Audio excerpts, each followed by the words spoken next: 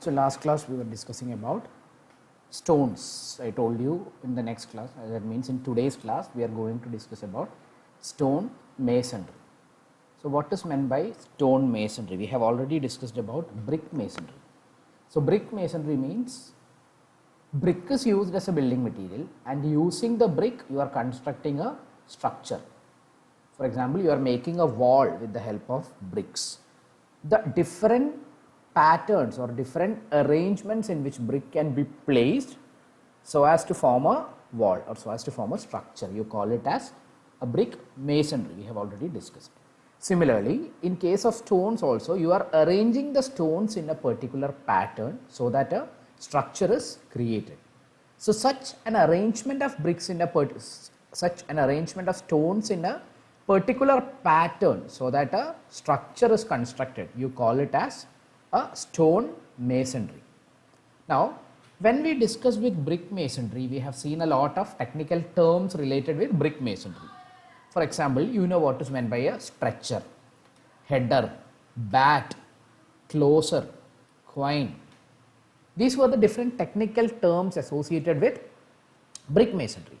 Similarly, whenever you are studying the stone masonry, there also you will have to study a lot of technical terms, and these technical terms are very much needed for studying further. For studying about the different types of stone masonry, you should have an understanding, or you should have a clear idea of the different technical terms used in a stone masonry work. Okay, so now we are going to see in detail about the different technical terms.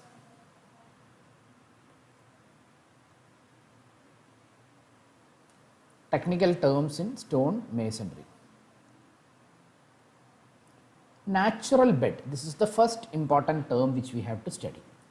We know that the building stones are obtaining from rocks.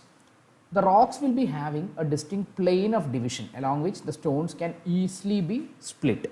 Means if you are having a natural rock bed, there are certain planes in the rock bed along which you will be splitting the rock to obtain a stone. This plane you call as the natural bed of the stone. Okay, so that is the natural bed. Now let us see. In stone masonry, the direction of natural bed should be perpendicular or nearly to the direction of pressure. Observe this diagram. Here you can see a masonry work being constructed. So here the direction of natural bed, I will repeat, the direction of natural bed should be perpendicular to the direction of pressure. So this is the wall surface, and pressure is applied vertically on the wall surface. When will you call a natural bed? What is meant by a natural bed? If perpendicular to the direction of this load you have a surface. Here you have seen the shaded portion, 1, 2, 3, all these things. All these shaded portions are having planes in a direction perpendicular to the direction of pressure. So you call it as a natural bed. That is why it is shown as correct. Here you have seen one natural bed, it is given as incorrect. Why it is given as incorrect? When you observe the plane of division or the plane along which the natural rock can be split, it is not perpendicular to the direction of load. Here the load is applied in a vertical direction and the plane is parallel to the load direction. So you cannot call it as a correct natural bed. That is why it is marked as incorrect. So all these beds, 1, 2, 3, 4, where the plane of natural bed is shown in the horizontal direction, is perpendicular to the load direction. That is why it is correct. And these two cases are incorrect because here the plane is parallel to the direction of vertical pressure. Okay, so this is the first technical term in this is the first technical term in stone masonry known as the natural bed. Now, sill, the bottom surface of a door or window opening is known as sill. Whenever you are having a stone masonry work for a house or any other occupiable space, you will be providing a large number of openings. Doors and windows are several forms of openings. So at the bottom surface, here you are going to place the door or window. So below that you are having a bottom surface, that is known as a sill. Corbel. Third one is corbel. Corbel means you have a single projecting stone. We are providing a projecting stone which is usually provided to serve as support for roof truss, beam, weather shed, etc. For these slabs you are providing two projecting stones at these 2 points, and these two projecting stones act as a support. You call such a projecting stone as a corbel. Okay, understand? Corbel. This is a corbel. The corbel is generally molded and given ornamental treatment. If the projecting stone is given as such, it will not be having that much beauty. The beauty or the aesthetic appearance of the projected stone is very much important, so that the corbel will always be molded and it will be given with an ornamental treatment. That is the corbel. Next, course. A layer of stones or brick, you call it as a course. A layer of stones or brick you call as a course. This is one course. You are arranging a large number of bricks or stones together so that it forms one layer. You call it as a course.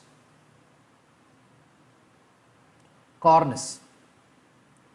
Cornice means a course of stone provided at the top of wall. So this is the top of the wall. At the top of the wall you have a course of stones. At the top of this wall you have a course of stones. This thing you call as a cornice.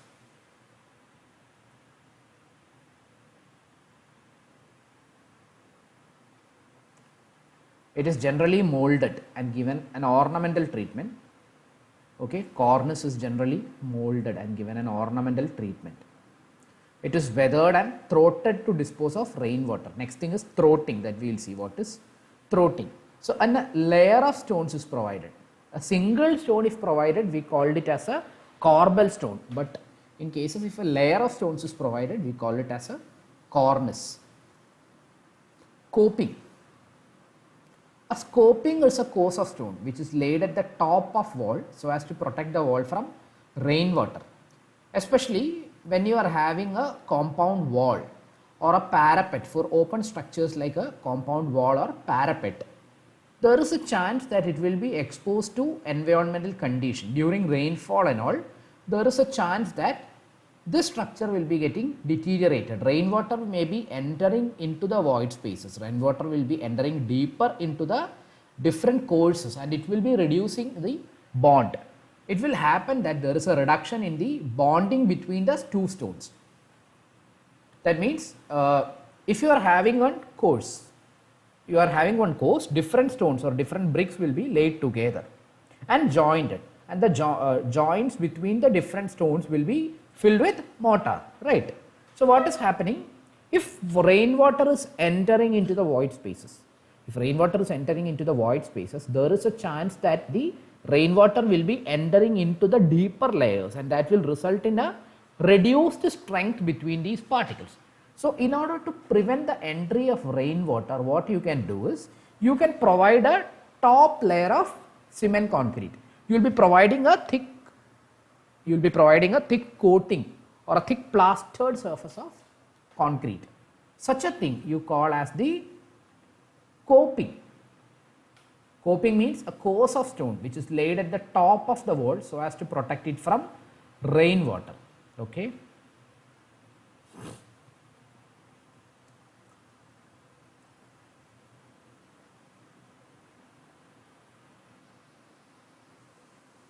This course is generally provided at the top of a compound wall or a parapet wall and it is suitably weathered and throated. Sometimes the term coping is used to refer to cutting of stones by means of feathers, plugs and wedges. So that was about coping. So how many technical terms we have studied till now? We have seen what is meant by a natural stone, what is meant by a bed, then what is meant by a corbel, what is cornice, what is a coping. Okay. Now let us continue.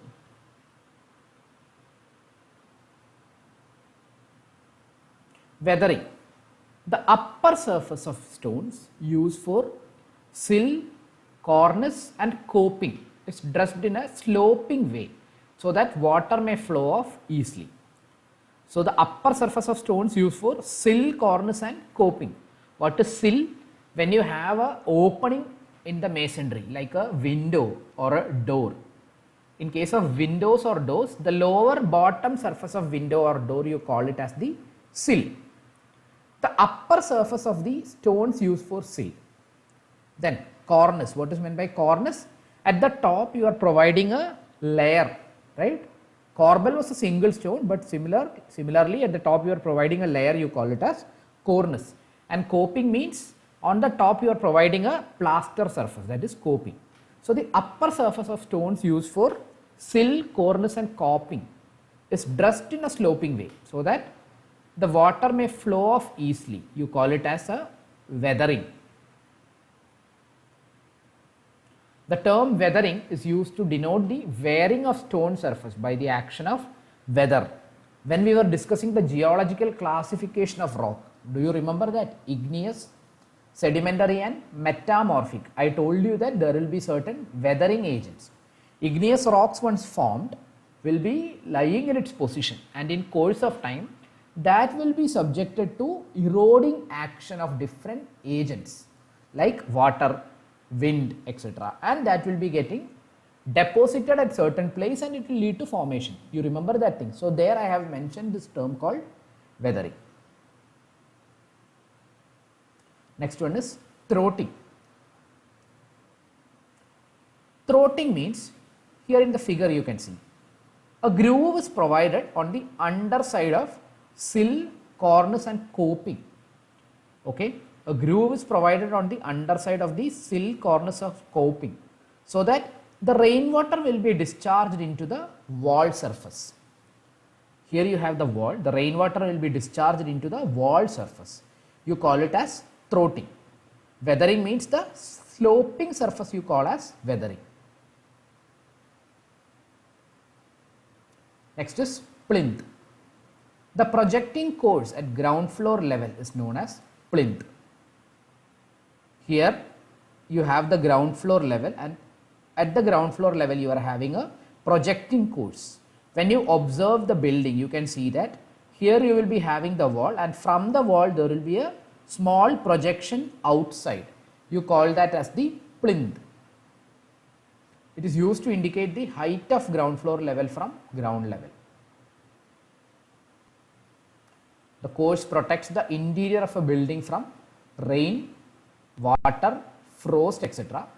Sometimes it is molded and given an ornamental treatment. This is the elevation of a building. Here you can see that you are having a small projection outside. You call it as the plinth. Next one is string course.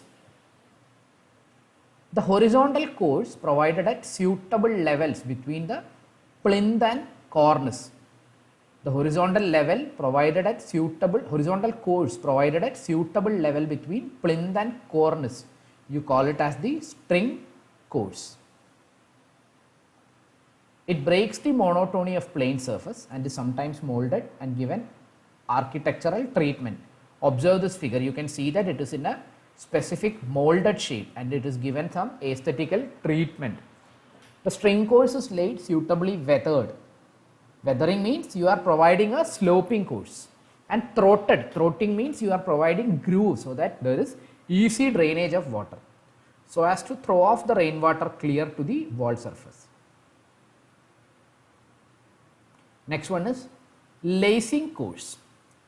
The horizontal course provided to strengthen a wall of irregular small stones. The horizontal course provided to strengthen a wall of irregular small stones. You call it as the lacing course. spals. The chip of stones used to fill up the empty spaces in stone masonry are known as the spals or snakes. Whenever we are going for a stone masonry, after this technical terms, we are going to discuss detail about the stone masonry. So, in stone masonry, you will see that you will be using smaller size stones. That means you are having large size stones, and large size stones are packed together to form the masonry structure, and there will be a large number of void spaces in between these large stone blocks. So, smaller pieces of rocks, if you have observed any stone masonry work, it will be very clear. The void spaces of these large stones will be filled with broken or smaller stones. You call such broken or smaller stones as spals. Okay, so that is meant by a spal. The broken or small stone pieces which are used to fill the voids, the broken or small stone pieces which are used to fill the empty spaces in stone masonry are known as spals or snakes. Next one is quoin. The external corner or angle of a wall surface are called the quoin, and the stones or bricks forming the quoin are known as quoin stones or quoin bricks. I think this quoin you have seen in case of brick masonry.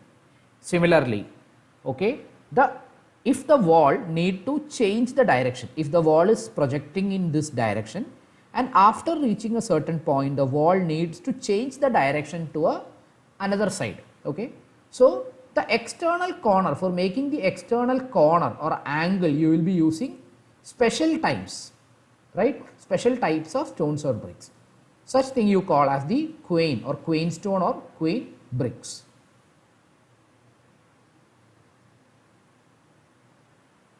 See, this is the elevational view of a quoin. The wall is ending at this point, and from here the wall is taking a turn. So, in order to make it more beautiful, you are using certain special stones at these corners. Such stones you can call as the quoin stones.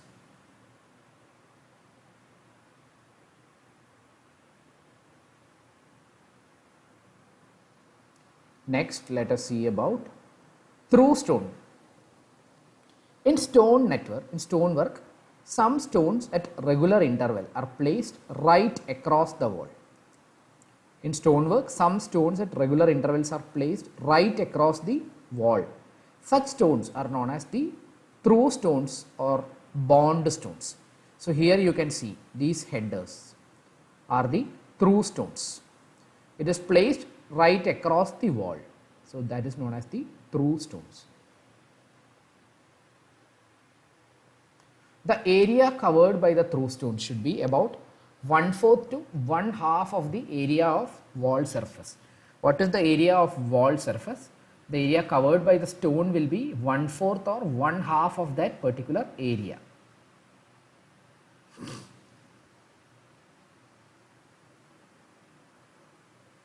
Jambs. The sides of openings such as doors, windows, etc. are known as jambs.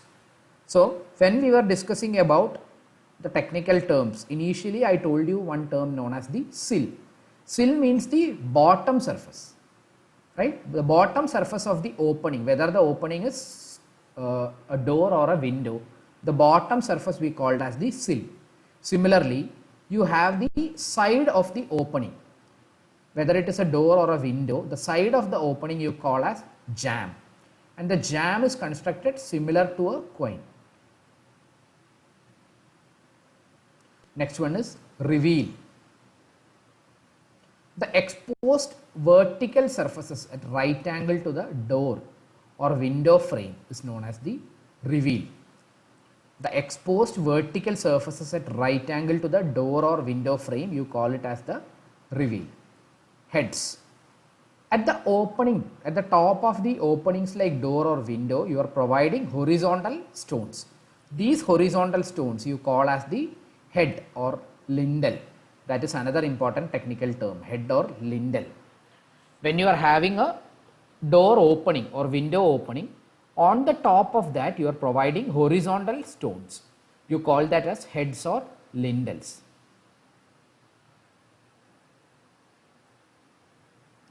Stoolings.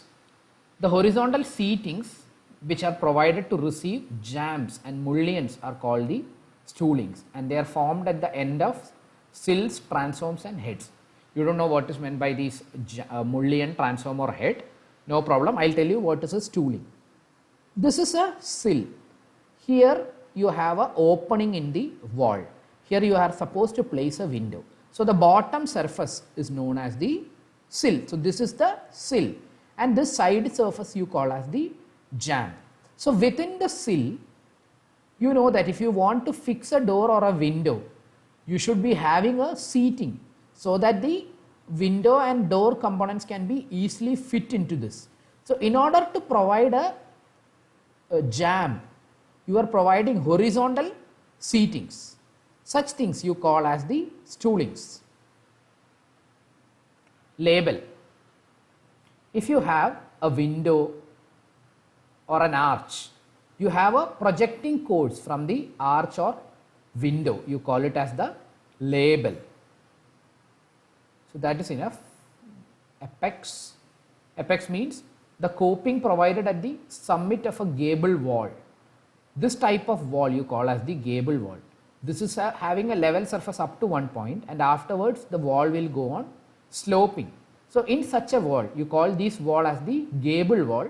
At the summit of the gable wall, that means at the top peak point of the gable wall, you are providing a coping. That coping you call as the apex, or a stone if placed here, you call it as the summit stone. The corbel provided below a gable coping is known as a skew corbel. If you are providing a corbel below a gable coping, you call it as the skew corbel. Next one, there is another technical term known as the kneeler. Between the apex and skew corbel, in case of a gable wall, you have a kneeler. So these are the different technical terms associated with stone masonry. Okay, do one thing, understand the name of the term. What is meant by a cornice? What is a coping? What is a corbel stone? What is meant by a stooling? What is a sill? What is a jamb? Understand the technical term and understand the figure. If you have the figure in mind, learning these things will not be a laborious task. Don't try to by heart. This is a stooling means this thing, a jamb means this thing, so this is this. Don't study like that. Understand the figure properly and then relate with the figure so that it will be more clear and it won't be that much difficult. Okay, so that is about the different technical terms used in stone masonry.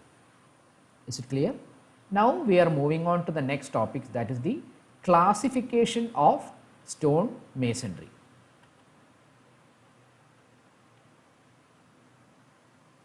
Online study anywhere, anytime. Classification of stone masonry. Stone masonry can be randomly classified into two. First one is rubble masonry and second one is ashlar masonry.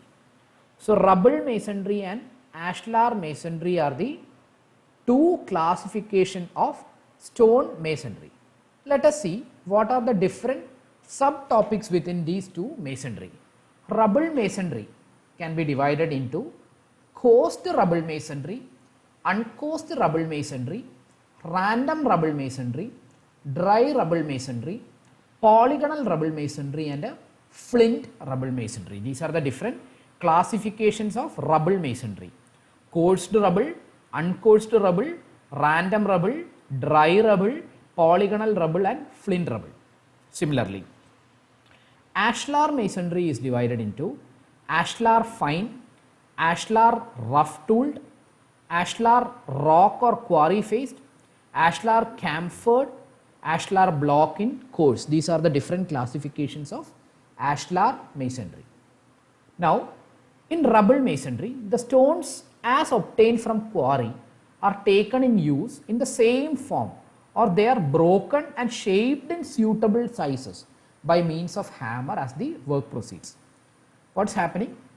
you know that you are obtaining rocks from quarry, right?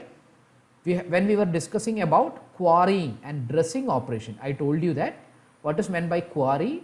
A natural place from which the rocks can be obtained by different methods. We studied the different methods of obtaining rock: blasting, excavation, wedging, all these things, right? So here in rubble masonry, you will be obtaining the rock from the quarry, and the rock will be used in the same form, okay? You are using the rock as such as it is obtained from the quarry. Or some cases you may be breaking the stone, and using suitable hammers you will be providing shapes to the stone as the work is proceeding. Then such a type of masonry work, you call it as the rubble masonry. Here you can see that this is a rubble masonry wall. Here the rock is placed as such as it obtained from the quarry, and using a hammer as the work proceeds, you will be breaking or shaping the rock into suitable sizes. The strength of rubble masonry mainly depends on three factors. What are the three factors which decide the strength of rubble masonry? First one is the quality of mortar. You need to fill the void spaces between these rocks using a mortar. So what is the quality of mortar? Then the use of long through stones at frequent intervals.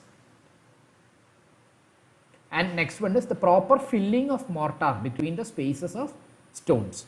So here use of long through stones at frequent intervals. At frequent intervals you have used long through stones. This is a long through stone. Between the long through stones you will be filling the minor or smaller rock specks or spalls we have already discussed. What is the quality of mortar fill, and whether the mortar is filled in a proper space between the stones? These are the different factors which affect or which decide the strength of a rubble masonry. Now rubble masonry can be still divided into, first one is a coast rubble masonry. In a coast rubble masonry, the height of stones vary from 50 mm to 200 mm. You will be having several courses. You will be having several courses whose height is varying from 50 mm to 200 mm in case of a coast rubble masonry. Before the work is starting, the stones are sorted out. Then the masonry work is carried out in courses such that the stones in a particular course are of equal heights. Let us see in detail. This type of masonry is used for the construction of public buildings, residential buildings, etc. Now, coast rubble masonry means the height of stones vary from 50 mm to 200 mm. The stones are sorted out before the work commences. Masonry work is carried out in courses such that the stones in a particular course, in one particular course, you will be having stones of equal heights. Coast rubble masonry first sort. The stones of same heights are used and the courses are also of the same heights. In case of coast rubble masonry, the stones used, here in this figure you can see that the stones used are of same height, and the courses, this is one course, this course is also of a single height. So such a course you call as the coast rubble masonry first sort. Now let us see what is the second. Okay, in this thing also, the face stones are dressed by means of hammer and the bushings do not project by more than 40 mm. The thickness of mortar joint does not exceed 10 mm. Next one is coast rubble masonry second sort. In coast rubble masonry second sort, the stones to be used are of different heights. Here you can see that this is one stone, this is having a particular height. This stone is not of the same size. So the stones used will be of different heights. The courses need not be of equal height. This is one course, this is another course. The courses will be of different height. In coast rubble masonry first sort, what was the peculiarity? All the stones used were having the same height and all the courses were also having the same height. But in case of coarse rubble masonry second sort, the stones to be used are of different heights. Here all the stones are not of a single size, it is of different size. Then the courses need not be of equal height. But only 2 stones are to be used to make up the height of one course. Next one is coarse rubble masonry third sort. The stones to be used are of different heights, the minimum being 50 mm. The course need not be of equal height. Only 3 stones are to be used to make up for the height of one course. Here you can see that this is one stone, it is having a particular height. This is another stone having a particular height, and this one is a very small size stone. So similar to the second sort, here also the stones to be used are of different height, and the minimum height of stone used is 50 mm. And the courses also need not be of equal height, but understand that only 3 stones are used to make up for the height of one course. That is the third sort. Now next kind of rubble masonry is uncoursed rubble masonry. In uncoursed rubble masonry, the stones are not dressed, but they are used as they are available from the quarry, except for knocking out some corners.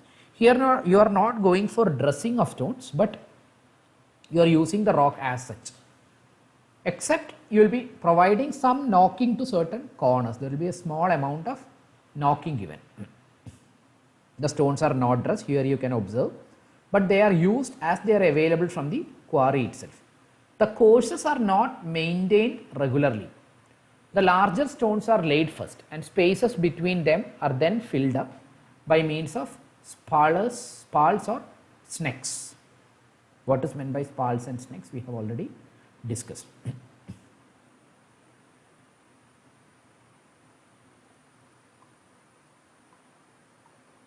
This type of rubble masonry, being cheaper, is used for the construction of compound wall, godowns, garages, labor quarters, etc.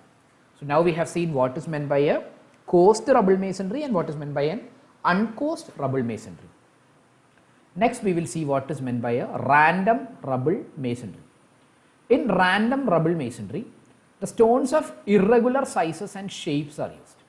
We are using stones of irregular sizes and shapes. These stones will be arranged. These stones will be arranged to have a good appearance. More skill is required to make this masonry structurally stable. Okay, you are using stones of different sizes and shapes, and these different sizes and shaped stones are arranged so that the appearance is in a very good form. You call it as a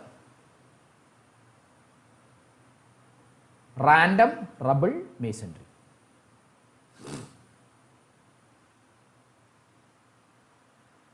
Dry rubble masonry, this is similar to a coursed rubble masonry, except that there is no mortar used.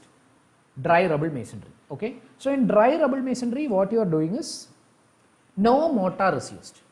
When you observe this wall, you should understand that not even in a single point you are using mortar. What you are doing is you will be placing the large sized stones as such, and in between these large sized stones, okay, in the void spaces of these large sized stones, you are breaking the stones into smaller pieces, and the spals are used to fill the void spaces between these larger stone particles. Okay, such masonry you call it as the dry rubble masonry.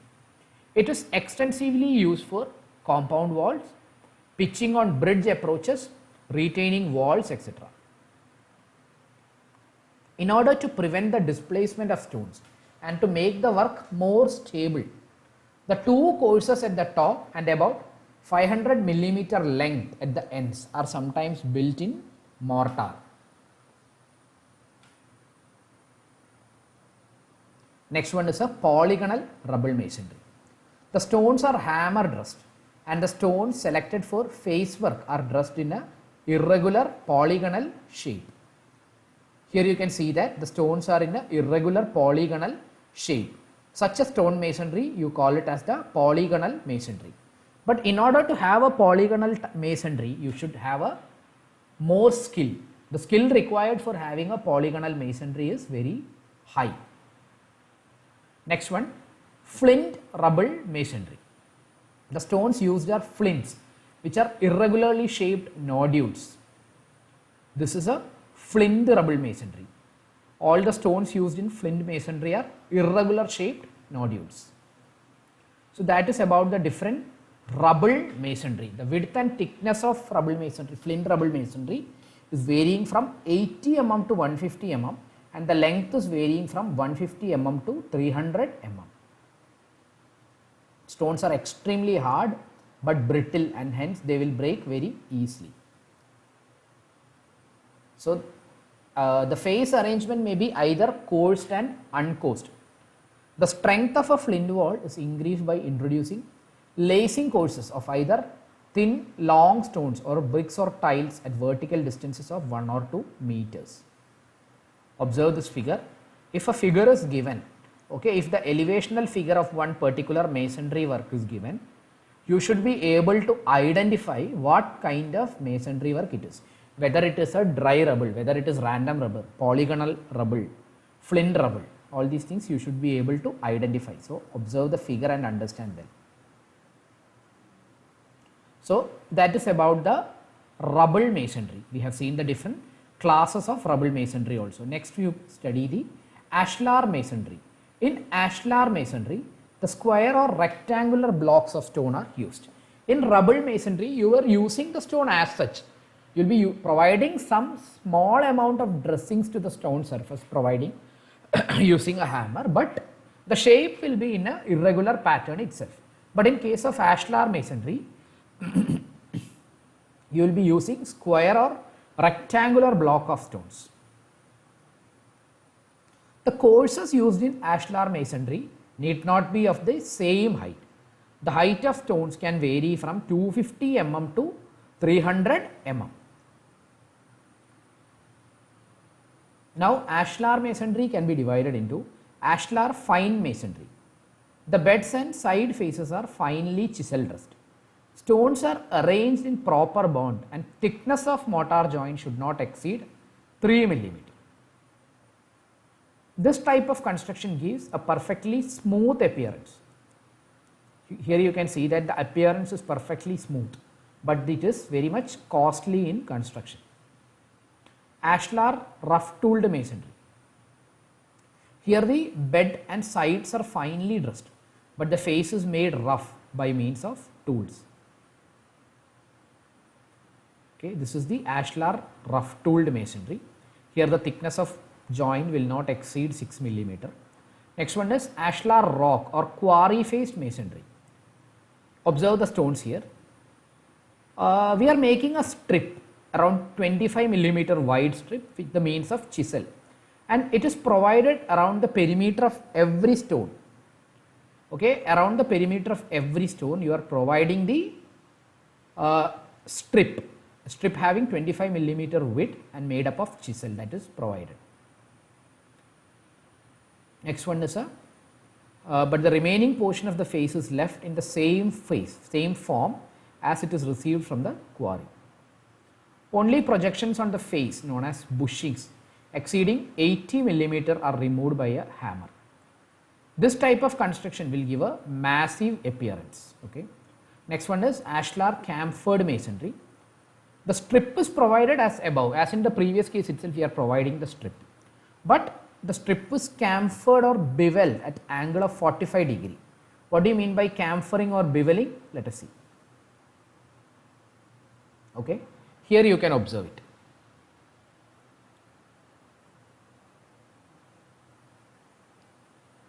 So these are the different classification. I think that is enough. These are the different classification of masonry. So a stone masonry work can be basically classified into two types: a rubble masonry and a ashlar masonry. A rubble masonry means the rock will be used in the same form as it is obtained from the quarry. Some form of minor dressings will be provided, except for that the rock used will be in the same form. Whereas ashlar masonry means if you are using blocks of stones, right? And we have seen the several technical terms several technical terms related to stone masonry. So when you are studying these things, stone masonry or brick masonry, and the different technical terms associated with stone masonry and brick masonry, understand the diagram. When you observe an elevation diagram, it will be more clear. So understand it properly and study. Okay, so we'll stop.